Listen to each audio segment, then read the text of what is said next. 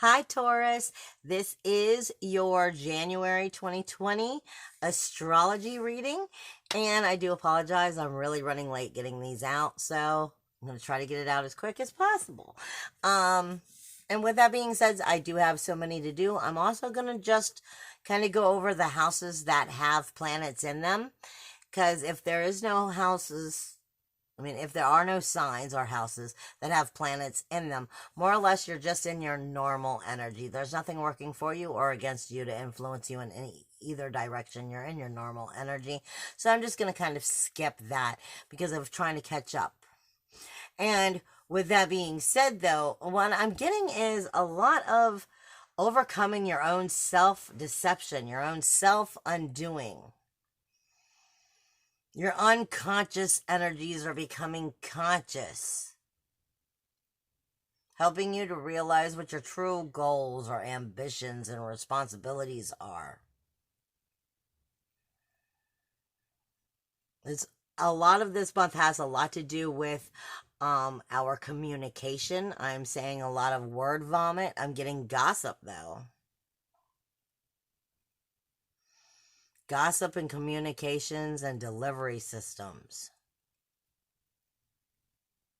versus pursuit of pleasure, pursuit of security, pursuit of truth emotionally, depths with real self, securities, learning how to trust in your dreams or like psychically, your dreams, your visions, your higher mind, your spiritual urges. Take responsibilities for them as well.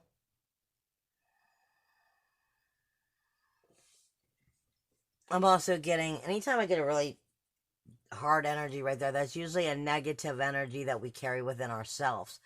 We start listing some of our own negative head thinking, talking. So this is kind of telling you to get out of talking shit to yourself.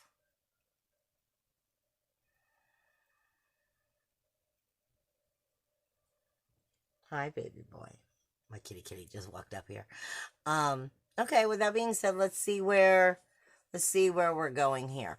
Oh, because I am a little bit late, Mars already moved into Sagittarius on the 3rd. You have the full moon and the lunar eclipse taking place on the 10th. You also have Uranus going direct the very same day. You have Venus moving into Pisces on the 13th. Mercury enters Aquarius on the 16th. Pallas is coming into Capricorn on the 18th. The sun enters Aquarius on the 20th. You have the new moon, which will recap the energies of that solar and lunar eclipse. The solar eclipse took place on December 26th. This eclipse is taking place on the 10th, and it will recap everything that has happened over the month on the 24th with that new moon. Time for new directions, new directions, new beginnings, new starts. Ceres will be in the cusp of Aquarius and Capricorn for the 30th and the 31st, because it's going to take it a little bit of time to move out. Now, for you, we're going to start off with your first house. You've got more than enough stuff going on in your first house. Our inner emotional security for you, for Taurus. Whether it's a Taurus core sign like Sun, Taurus would be your core energies. If you're a Taurus moon, we're talking about your emotions. If we're talking about a Venus Taurus, then we're talking about your sensitivities and whether they're positive or negative. And if we're talking about a rising Taurus, then we're following your regular houses, and that would be the way that the energies are. Now, in the first house anyway for Taurus, You've had Uranus in retrograde for some time and is about to go direct on the 10th, the same day as this lunar eclipse. Now, Uranus is independence, individuality, uniqueness, freedom. Inside of Taurus is self-worth, self-value, self-esteem. It's very obsessive about this independence, individuality, uniqueness, and freedom right now. And its creative nature. And where it has not been able to feel secure within that independence. Hi, baby boy. And where it's been very uncomfortable with this energy right now. But it's about to go direct the same day as the lunar eclipse, which means it's going to be an all-time high in your first house. Your very awareness, your personality, your appearance, your view of life, your identification, your image, your self-worth, self-value, self-esteem is going to be all about where is my independence, my individuality, uniqueness, freedom, my inventive self. I want to be me, and I want to be seen as me, and I want you to see me the way I want you to see me. This is what I'm talking about. This energy has been inwardly talking shit to you, and now it's about to just start speaking outwardly. I don't want to be like it's talking shit outwardly, but it's ready to stand in its power. I feel like the bull is ready to stampede.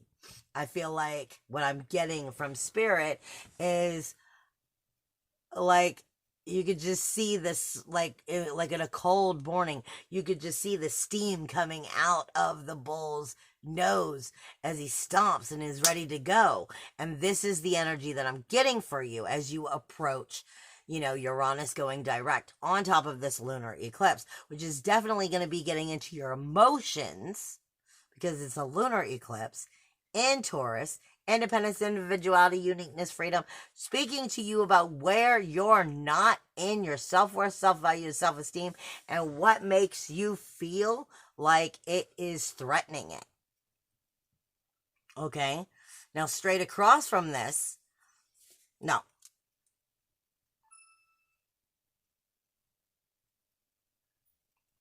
Yeah. Because that's not actually where the eclipse is. This is just where Uranus is going direct. But you're still going to be feeling this energy because it's going to be the same day, and it's going to be influencing it and bringing it out. And then you're going to be evaluating it and wanting to come into this charge energy all month. Now, your third house is the communication zone. And that, like I said, wanting to charge it out is where you're having the eclipse. So your communication, you want to watch your word vomit, but the word vomit needs to come out. It's just depending on how you choose to word it. Because like I said, this is your independence, your individuality. This is your liberation coming out. This is you reclaiming your power. Or where you felt like you've lost it, you're putting the investment in you and you're rebringing it back to you.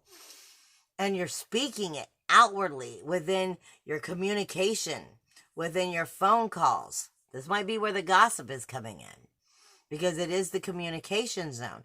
And in this area, you also have the North Node speaking to you about learning how to communicate properly so that it works in healthy ways for you.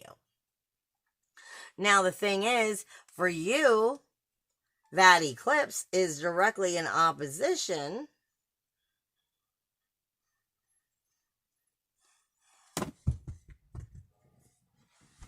it's in exactly opposition of your ninth house. So, the ninth house is what I consider the higher self. Is your ethics, your morals, your higher learning, your higher education, your psychic energy, your spiritual truths. And this is asking you if you're communicating with yourself about those truths, about your psychic energy, about your spiritual truths, about your soulfulness, about your ethics, your morals, your visions, your higher mind, your wisdom, of all of that soulfulness. Are you communicating to yourself your truths? And then within that, are you actually communicating that to the rest of the world? Or are you spitting out what they want to hear instead of what the truth is? Are you trusting in your higher energy, your higher self to lead you and help you adjust that communication by understanding it comes from a higher aspect? Or is it coming into that Taurus energy of being obsessive and needing to be in control? Because if you're trying to be in control of everything, standing in your power does not mean necessarily that you have control. The only thing we have control over is ourselves and how we interpret things to ourselves and how we choose to act and react. And this is asking us if we're truly getting right with our higher self, that communication, and controlling ourselves in our own power. Not necessarily how others are seeing you, but are you viewing yourselves right? And then learning how to stand in that independence, individuality, uniqueness, freedom. Because you are going to be feeling that all month and you probably started realizing that as you had the new moon and solar eclipse in Capricorn on the day after Christmas. So it's been all about the spiritual energy versus the communication, versus the spiritual energy versus the communication. And as Uranus is coming direct in your sign, it's asking you, are you coming into that oneness power of that independence, individuality, uniqueness, freedom? Or are you coming into an egotistical value of your independence, individuality, uniqueness, freedom? That's the difference between the oneness versus the ego. The soul knows it's eternal. The soul knows how to stand in its power and not have to be a complete dick. The soul knows how to stand in this power because you can't take from me. You can't. I'm eternal. Versus the paranoid ego that needs to be that independence and needs to control everything. This is the energy that you're starting to strengthen and grow through as you go through this month, because it will come all the way back around to what have you learned by the new moon in Cancer, because that's going to be again for you in that 9th house, coming back into that spiritual energy. And what have you risen to soulfully, spiritually, within yourself? That's the question for you right now. And where is that taking you? Taurus wants heaven.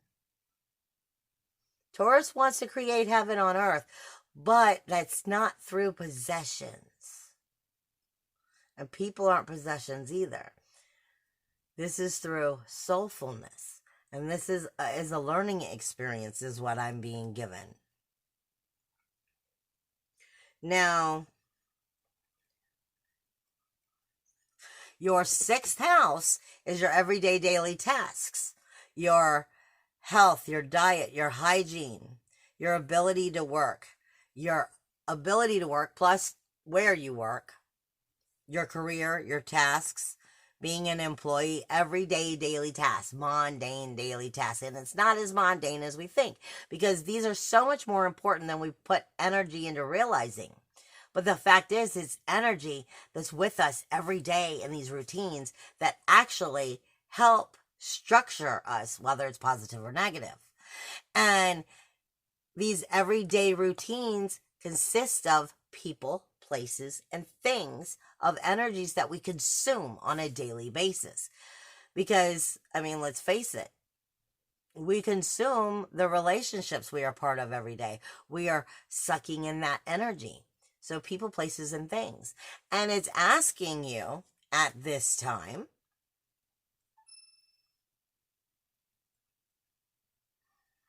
this is Libra for you. It's asking you to balance it and create harmony in it. But it's asking you to give yourself the commitment it takes to balance it by coming into true consciousness of if these relationships, if these daily routines, people, places, and things that we consume on a daily basis are healthy and good for us or not. This is your collective consciousness coming into, do you commit to yourself in these relationships, in these routines? People, places, things, energies. What I'm saying is every day, I mean, your routine may be to go to the gym. Your routine may be to jog. Your routine may be to go to the bar. Okay? What part of the people, places, and things, of these energies, of these routines that you consume every day help you truthfully commit to yourself and your soulfulness and your truth and your inner emotional security and your liberation and your identification in healthy ways versus negative? That has everything to do with the structuring of our relationship and our life, because they're a routine. Like I said, there's certain things, certain routines that are healthy and certain routines that are unhealthy. And if it's unhealthy, then you are structuring yourself in that unhealthy energy. And it's asking you right now, because of the collective consciousness being there, Haumea, as well as you're being there, it's asking you, these routines right now need to be a sacrifice and a commitment you give to yourself to help create healthy boundaries, healthy lifestyle. And if it's not, then it's going to come back and let you know that it's not. You have in your 8th house. The 8th house is your rules, walls, and boundaries of these relationships. It's the joint finances, joint resources, joint efforts. And is there transformational, healthy, healing changes happening in these relationships because of healthy rules, walls, and boundaries?